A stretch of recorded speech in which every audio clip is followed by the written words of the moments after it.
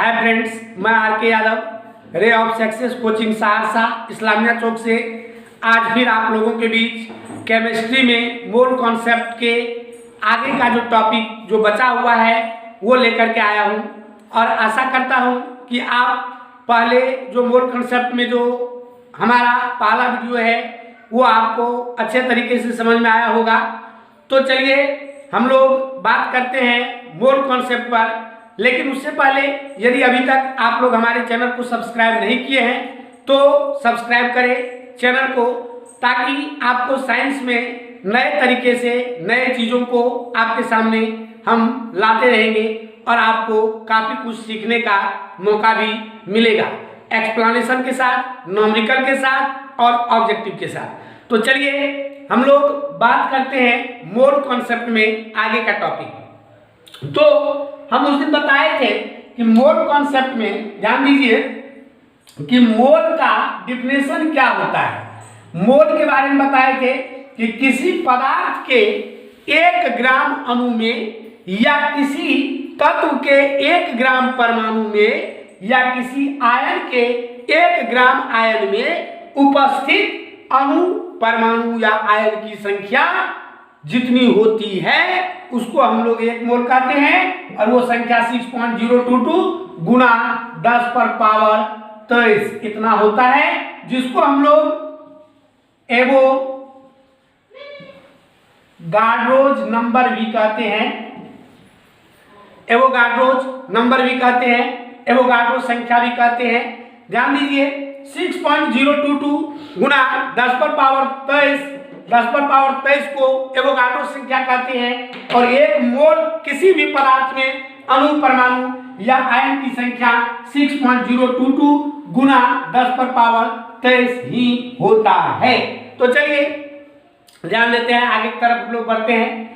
यहाँ पर मोल के बारे में हम बताए थे आपको कि मोल जो है, जैसे ध्यान दीजिए आज फिर हम लोग बात करते हैं, जैसे NO2 है, ध्यान से देखिए NO2 है, SO2 है या Cl2 है या फिर O2 ले लेते हैं या N2 ले लेते हैं या CaCO3 कैल्शियम कार्बोनेट या फिर अमोनिया NH3 ले लेते हैं। ध्यान दीजिए इसका आणविक द्रव्यमान निकालिए। आणविक द्रव्यमान नाइट्रोजन का परमाणु संख्या होता है 7 और द्रव्यमान संख्या होता है 14। ऑक्सीजन का 16 होता है, लेकिन O2 है तो 16 गुना 32 हो गया। तो यहाँ पर द्रव्यमान संख्या को हम लोग जोड़ते हैं, मतलब 14 जोड़ 32 करेंगे तो ये हो गया आपका 4 2 6 और ये 3 1 4 46 ग्राम हुआ, 46 ग्राम। यहाँ चलिए SO2 सल्फर का परमाणु संख्या 16, द्रव्यमान संख्या 32 और ये भी ऑक्सीजन का 16 गुना 32, तो ये 32 को जोड़िए तो ये आपका होता है 64 ग्राम। क्लोरीन 35.5 होता है, लेकिन Cl2 है, 2 से गुना कर देंगे तो ये 71 ग्राम हो जाएगा। ऑक्सीजन चलिए 16 गुना ये 32 ग्राम होगा। नाइट्रोजन चलिए 14 गुना 28 ग्राम होगा। कैल्शियम कार्बोनेट CaCO3 ध्यान दीजिए कैल्शियम कार्बोनेट CaCO3 है तो कैल्शियम का 40, कार्बन का 12, परमाणु संख्या 6 होता है, द्रव्यमान संख्या 12, ऑक्सीजन का 16 की 48 12 60 और 40 100, तो ये हो गया आपका 100 ग्राम। और अमोनिया 14 3 17, ये हो गया आपका 17 ग्राम। ध्यान दीजिए इसके 46 ग्राम को हम लोग 1 मोल कहेंगे, इसके 64 ग्राम को 1 मोल कहेंगे, इसके 71 ग्राम को 1 मोल कहेंगे, इसके 32 ग्राम को 1 मोल कहेंगे, इसके 28 ग्राम को 1 मोल कहेंगे, इसके 100 ग्राम को 1 मोल कहेंगे, इसके 17 ग्राम को 1 मोल कहेंगे। मतलब 1 मोल किसी भी, अगर हम मोल का बात करें संक्षिप्त में, शॉर्ट में, तो हम लोग कह सकते हैं कि कोई तत्व हो या यौगिक हो, अणु हो या परमाणु हो, उसका द्रव्यमान संख्या जितना होता है उसके उतने ही ग्राम को 1 मोल कहते हैं, उसके उतने ही ग्राम को 1 मोल कहते हैं। तो चलिए इस पर क्वेश्चन जो आता है, और 1 मोल में अणु, परमाणु या आयन की संख्या आप याद रखिए। 1 मोल में अणु, परमाणु या आयन की संख्या 6.022 गुना 10 पर पावर 10 पर पावर 23। 1 मोल में ध्यान दीजिए 1 मोल में अणु परमाणु या आयन की संख्या जो होती है वो 6.022 इंटू 10⁻23 इतना होता है, जिसको एवोगाड्रो संख्या भी हम लोग कहते हैं। ध्यान दीजिए, एक मोल में अणु परमाणु या आयन की संख्या इतनी होती है, इसको भी आपको याद रखना है। एनटीपी या STP normal temperature and pressure, standard temperature and pressure. ध्यान दीजिए, सामान्य ताप और दाब, मानक ताप और दाब, सामान्य ताप और दाब, मानक ताप और दाब। ध्यान दीजिए, सामान्य ताप और दाब, मानक ताप और दाब, ये होता है। इस पर एनटीपी या एसटीपी पर एक मोल गैस या वेपर, VAPOUR वेपर का जो आयतन होता है ये भी होता है आपका 22.4 लीटर। ध्यान दीजिए, एनटीपी या एसटीपी पर एक मोल गैस या वाष्प का आयतन 22.4 लीटर होता है, एनटीपी या एसटीपी पर। थोड़ा सा यहाँ पर हम एनटीपी और एसटीपी के बारे में आप लोगों को बता देते हैं शॉर्ट में कि एनटीपी और एसटीपी में क्या अंतर है। ध्यान दीजिए, अब यहाँ पर जो बात कर रहे हैं एनटीपी और एसटीपी का, आप ध्यान से देखिए इन चीजों को। एनटीपी जिसको हम लोग नॉर्मल टेम्परेचर एंड प्रेशर कहते हैं, ध्यान दीजिए, नॉर्मल टेम्परेचर एंड प्रेशर इसको कहते हैं, नॉर्मल टेम्परेचर एंड प्रेशर इसको कहते हैं। हिंदी में लिखते हैं सामान्य ताप एवं दाब, सामान्य ताप एवं दाब इसको कहते हैं एनटीपी को। और एसटीपी जो होता है इसको हम लोग एसटीपी, ध्यान दीजिए, इसको कहते हैं स्टैंडर्ड टेम्परेचर एंड प्रेशर इसको कहते हैं, स्टैंडर्ड टेम्परेचर एंड प्रेशर कहते हैं। हिंदी में इसको कहते हैं मानक ताप एवं दाब, मानक ताप एवं दाब। तो ध्यान दीजिए, टेम्परेचर जो एनटीपी में होता है, एनटीपी में जो टेम्परेचर होता है ये 0 डिग्री सेल्सियस हम लोग लेते हैं, या इसको केल्विन में बदलते हैं तो 273 केल्विन होता है, 273 केल्विन होता है। क्योंकि डिग्री सेल्सियस को केल्विन में बदलने के लिए, ध्यान दीजिए, यहाँ लिख देते हैं T डिग्री सेल्सियस बराबर T प्लस 273, ये केल्विन हो जाता है। मतलब डिग्री सेल्सियस को यदि आपको केल्विन में बदलना है तो डायरेक्ट उसमें 273 जोड़ दीजिए। केल्विन स्केल को परम स्केल भी कहते हैं, एब्सोल्यूट स्केल भी कहते हैं। केल्विन स्केल में टेम्परेचर का मान ऋणात्मक नहीं होता है, टेम्परेचर का एसआई पद्धति में मात्र केल्विन होता है। इन सभी चीजों पर हम अपने हीट वाले वीडियो में विस्तार से बात किए हुए हैं। यदि आपको कोई प्रॉब्लम हो तो फिजिक्स में हमारा हीट का जो वीडियो है उसको जाके आप देख सकते हैं। तो चलिए, 0 डिग्री सेल्सियस या 273 केल्विन, और प्रेशर जो हम लेते हैं ये होता है 760 mm of Hg, 760 millimetre of Hg मतलब पारा, ये धातु है पारा, एकमात्र धातु जो द्रव अवस्था में पाया जाता है पारा है। नहीं, चूंकि थर्मामीटर में या दाब मापने वाले जो क्या कहते हैं स्केल होता है उसमें मरकरी का यूज होता है। ताप मापने के लिए हम लोग जो फीवर मेजर करते हैं उसमें भी पारा का इस्तेमाल होता है। तो चलिए, 760 mm ऑफ Hg, मतलब इसका मतलब हुआ कि अगर बैरोमीटर में, दाब मापी बैरोमीटर में पारा का लेवल 760 मिलीमीटर नीचे गिर गया, 760 मिलीमीटर नीचे गिर गया, तो समझ लीजिए कि वायु का दाब 1 बढ़ गया, वायुमंडल का दाब 1 बढ़ गया। अगर 760 मिलीमीटर ऊपर चढ़ गया तो समझ लीजिए कि वायुमंडल का दाब 1 घट गया। तो ये होता है टेम्परेचर और प्रेशर। ध्यान दीजिए, यहाँ एसटीपी का अगर बात करें तो टेम्परेचर इसमें 15 से लेकर के 25 डिग्री सेल्सियस के बीच का बात करते हैं हम लोग।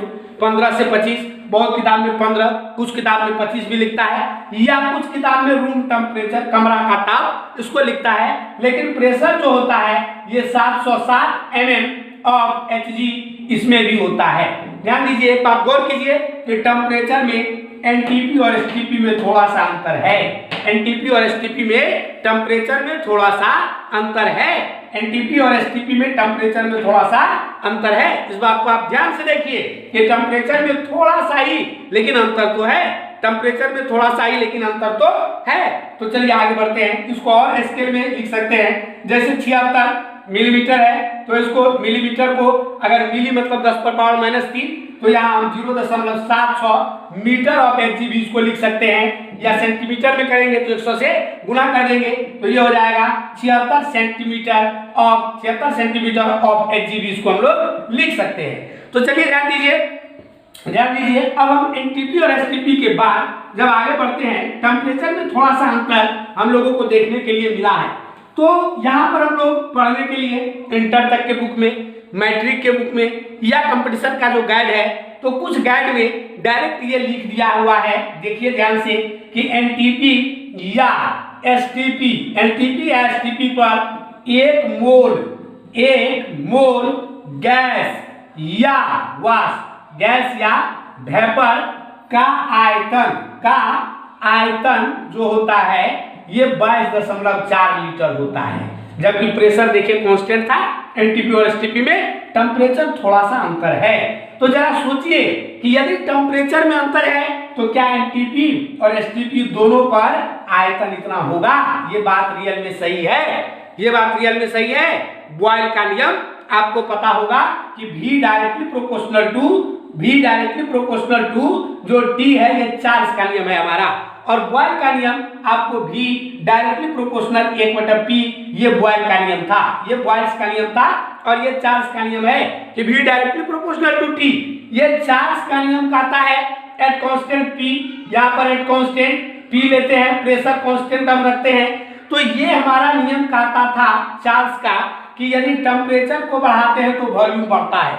टेम्परेचर को यदि इंक्रीज करते हैं, टेम्परेचर अगर बढ़ता है तो वॉल्यूम बढ़ता है। तो क्या ये एनटीपी और एसटीपी में टेम्परेचर का जो अंतर है उस अंतर में वॉल्यूम नहीं बढ़ेगा। तो कंपटीशन का कुछ किताब जो अच्छे राइटर का बुक है उसको आप निकाल के देखिए तो उसमें स्पष्ट लिखा हुआ है कि एनटीपी पर एक मोल गैस या वाष्प का आयतन 22.4 लीटर होता है, जबकि एसटीपी पर एक मोल गैस या वाष्प का आयतन 22.8 लीटर होता है। बहुत किताब में ऐसा लिखा हुआ है। आप लोग खोजिएगा तो आपको पक्का मिलेगा। और इस बात को ऐसे समझिए कि यदि अंतर नहीं होता, यदि एनटीपी और एसटीपी में टेम्परेचर सेम ही रहता तब तो हम कह सकते थे कि 22.4। लेकिन जब टेम्परेचर में अंतर है तो वॉल्यूम में भी अंतर होगा।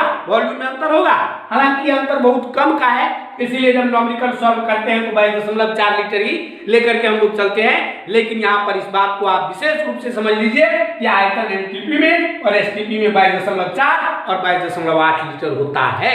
लेकिन सवाल बनाने में बहुत राइटर का जो बुक है उसमें हम लोग जनरली देखते हैं कि 22.4 पर ही वो डाटा सेट किया हुआ है, 22.4 पर ही वो लेके चलता है। लेकिन हम खुद सोचते हैं कि एनटीपी और एसटीपी में जब टेम्परेचर में डिफरेंस है तो थोड़ा ही लेकिन आयतन में डिफरेंस होना चाहिए।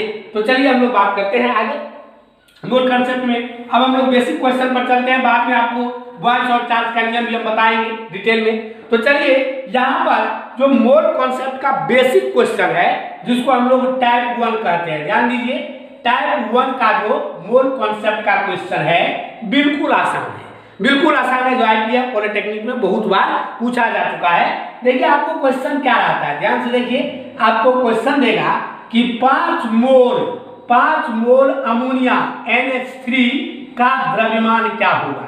5 मोल अमोनिया का द्रव्यमान क्या होगा, इस टाइप का क्वेश्चन। बिल्कुल सिंपल, क्योंकि मोल कॉन्सेप्ट का डिफिनेशन हम लोग देखते थे तो उसमें अमोनिया, सबसे पहले आप अमोनिया पकड़ लीजिए NH3। अमोनिया आणविक द्रव्यमान नाइट्रोजन का होता है 14, हाइड्रोजन का 3, तो 14 3 यहाँ 1 गुना 3 कर किए हैं तो 14 3 हो गया आपका 17 ग्राम। 14 3 कितना हो गया 17 ग्राम।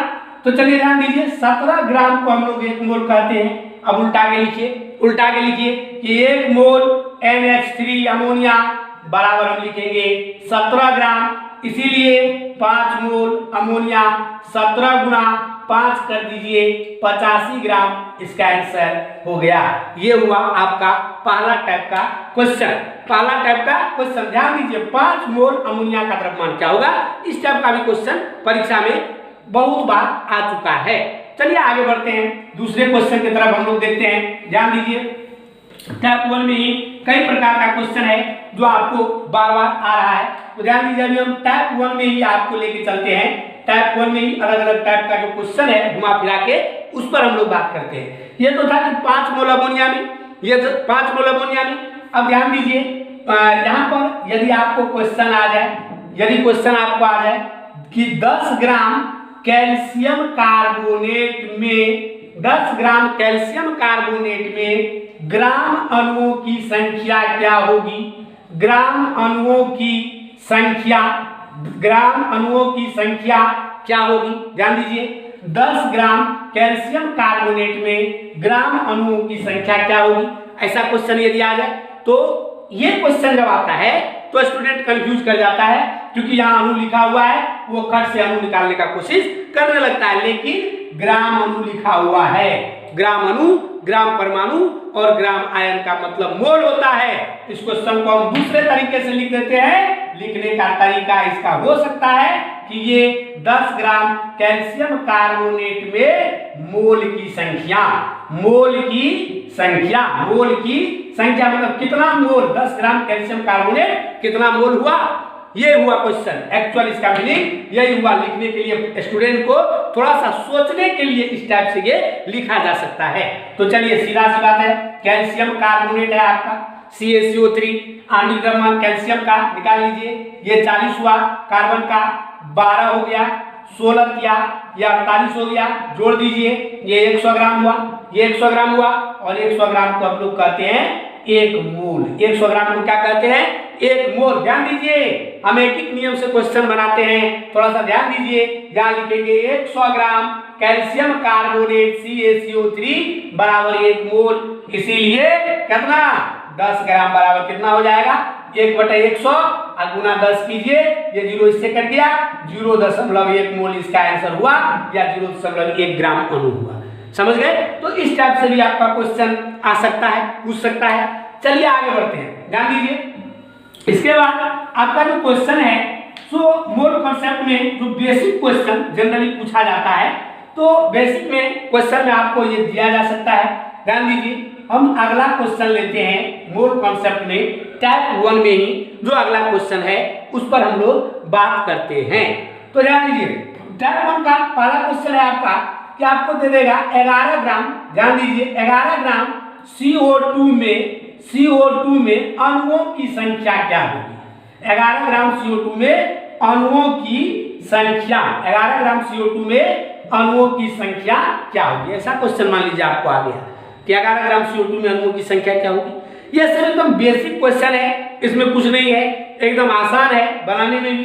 तो 11 ग्राम CO2 में अणुओं की संख्या क्या होगी, जबकि हम लोग CO2 यहाँ पर क्वेश्चन में जो है, तो CO2 को आप गौर से देखिए, इसका आणविक द्रव्यमान निकालिए तो कार्बन का 12, ऑक्सीजन का 32, जोड़ दीजिए, ये हो जाता है 44 ग्राम, ये हो जाता है 44 ग्राम, और इसको हम लोग कहते हैं 1 मोल। 44 ग्राम को क्या कहते हैं, 1 मोल।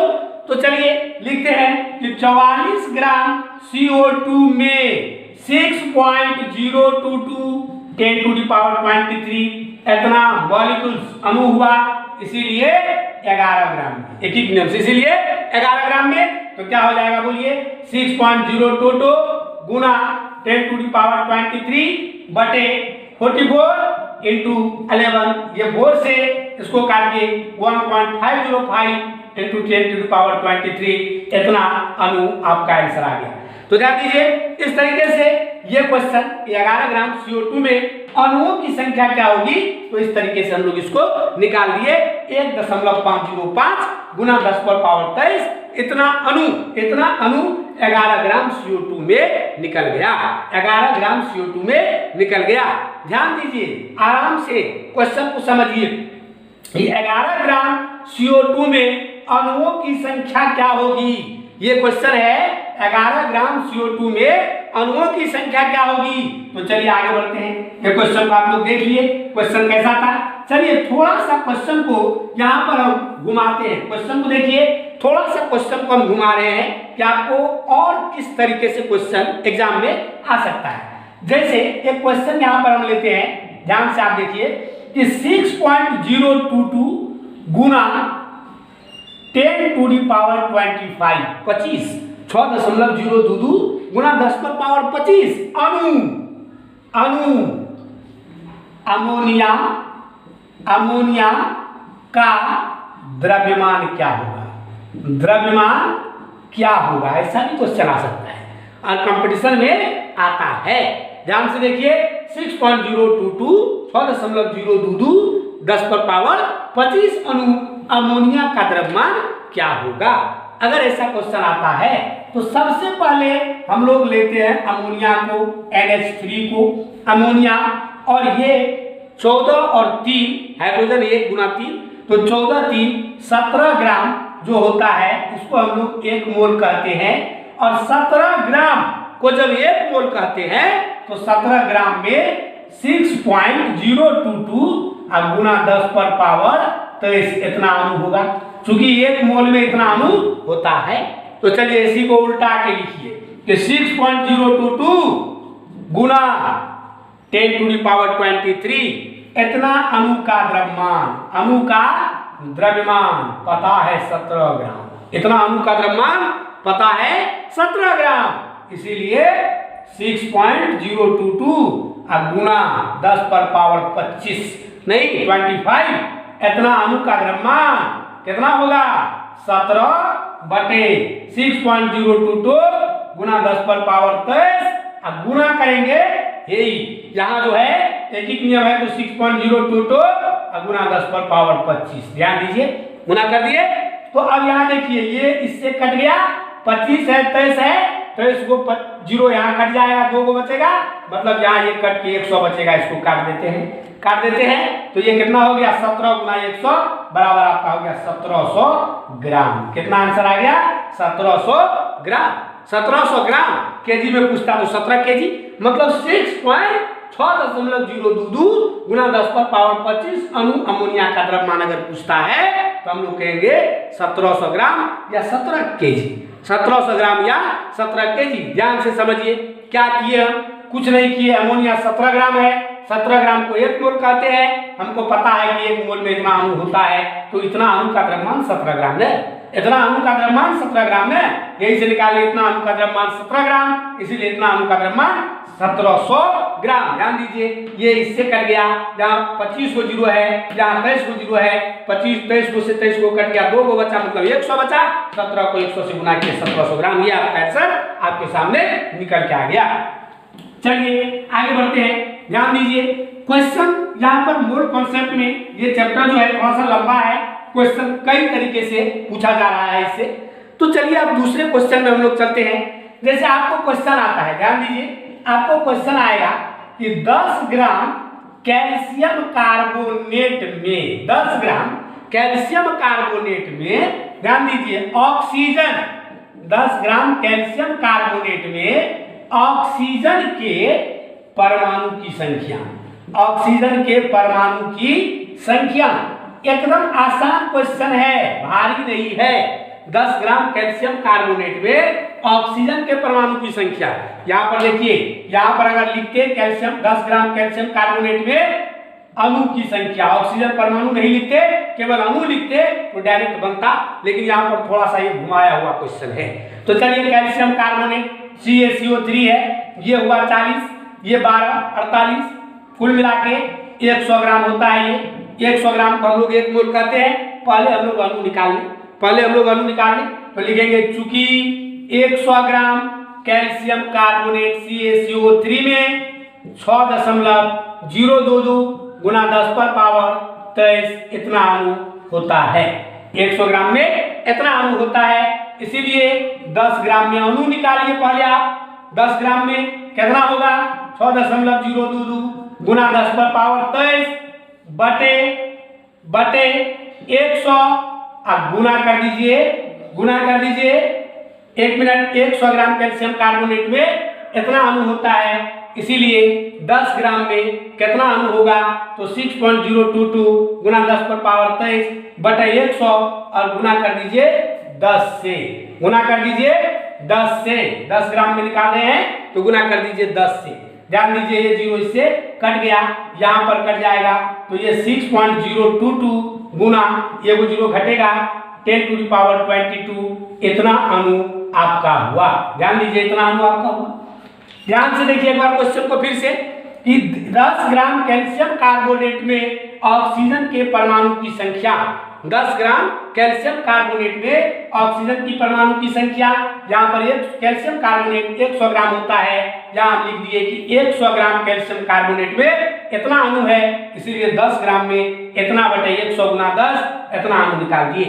अब गौर से देखिए कैल्शियम कार्बोनेट के एक अणु में ऑक्सीजन का 3 परमाणु है, कैल्शियम कार्बोनेट के एक अणु में ऑक्सीजन का 3 परमाणु है, तो यहां से हम फिर से इसको लिखते हैं। ध्यान दीजिए लिखेंगे चूंकि एक अणु कैल्शियम कार्बोनेट में ऑक्सीजन का 3 परमाणु है, ऑक्सीजन का 3 परमाणु है, 3 परमाणु है।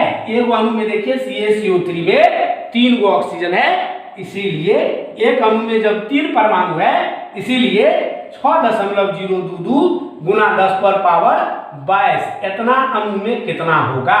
तो क्या करेंगे, एक अणु में 3 परमाणु है तो इतना अणु में क्या करेंगे, बराबर लिखेंगे 6.022 गुना 10 पर पावर 22 और गुना कर दीजिए 3 से, ये 6 ये 0 आइए 18 इतना गुना 10 टू द पावर 22 इतना परमाणु होगा, इतना परमाणु होगा। ध्यान दीजिए एक अणु में 10 ग्राम कैल्शियम कार्बोनेट में ऑक्सीजन का परमाणु पूछ रहा है तो इतना परमाणु होगा। अगर 10 ग्राम कैल्शियम कार्बोनेट में अणु पूछता तो डायरेक्ट जो पहले ये जो अणु इतना है, ये जो आपको इतना निकला हुआ है, ये डायरेक्ट अणु निकल जाता, लेकिन ये चूंकि परमाणु पूछा हुआ है तो इस तरीके से इसको निकालेंगे। ध्यान दीजिए मोल कॉन्सेप्ट में ढेर सारा क्वेश्चन है, अलग अलग तरीके का भी है, और हम अगले वीडियो में सभी क्वेश्चन को कैटेगरी वाइज करके आपके सामने लाएंगे ताकि आपको किसी भी बुक से पढ़ने में कोई परेशानी नहीं हो और आप आराम से समझे। तो ये क्वेश्चन बिल्कुल आसान है, नॉमेरिकल है। देखिए होता क्या है कि जब हम लोग मैट्रिक इंटर में रहते हैं तो फॉर्मूला पर ज़्यादा जोर देते हैं, फॉर्मूला रटने पर जोर देते हैं, और जिसका परिणाम ये होता है कि जब हम लोग फॉर्मूला भूल जाते हैं तो फिर वो क्वेश्चन बनता नहीं है। सिंपली सोचिए कि अणु ही निकालने के लिए हम लोग इंटर में क्या पढ़े थे, अणु निकालना है तो एवोगाड्रो संख्या नहीं, जैसे यहाँ पर हम लोग अभी निकाले हैं। ध्यान से एक बार देखिए आपको क्या फॉर्मूला बताया गया है और कैसे आप फॉर्मूला को पढ़ते थे। ध्यान से देखिए एक बार, 10 ग्राम कैल्शियम कार्बोनेट में मान लीजिए कि आपको अणु कहता है निकालिए, अणु क्या होगा, यही क्वेश्चन है। मान लीजिए अणु क्या होगा, तो हम लोग क्या करते थे कि 100 ग्राम में निकालते थे 6.022 10 टू द पावर 23, इसीलिए 10 ग्राम में निकालेंगे 6.022 गुना 10 टू द पावर 23 बटे 100 गुना 10 करते हैं। इसी को फॉर्मूला का रूप इंटर में लिखा जाता है, जो याद करते हैं आप लोग फॉर्मूला एवोगाड्रो संख्या बटे आणविक द्रव्यमान गुना दिया गया द्रव्यमान। अब यहाँ पर कभी भूल गए कि आणविक द्रव्यमान नीचे में था कि दिया गया द्रव्यमान नीचे में था, कंफ्यूजन होने लगा, सवाल नहीं बना, वो छोड़ के आ गए। जिस सवाल में जिस क्वेश्चन में कोई दम नहीं है वो भी आप भूल कर जाते हैं, उसको भी आप मिस कर जाते हैं। तो ध्यान दीजिए इस तरह से एक एक नियम से आप याद रखिए, आपको फॉर्मूला रटने का कोई आवश्यकता नहीं है। हम फॉर्मूला और डिफिनेशन दोनों आपको सिखाएंगे कि किस तरीके से खुद से बनाया जाता है, ये रटने का चीज नहीं है, स्टूडेंट खुद से ये कर सकता है। फॉर्मूला कम रटें और चीजों को आप अधिक समझें, तब जाके आप कंपटीशन में जो है अच्छा रैंक ला सकते हैं। क्योंकि रटने वाला चीज भूला जा सकता है, समझने वाला चीज कभी भी स्टूडेंट भूल नहीं सकता है, इसलिए हमेशा समझने पर जोर दें। और ये साइंस है, समझने का चीज है। और इसके साथ ही आज का क्लास हम यही खत्म करते हैं। धन्यवाद।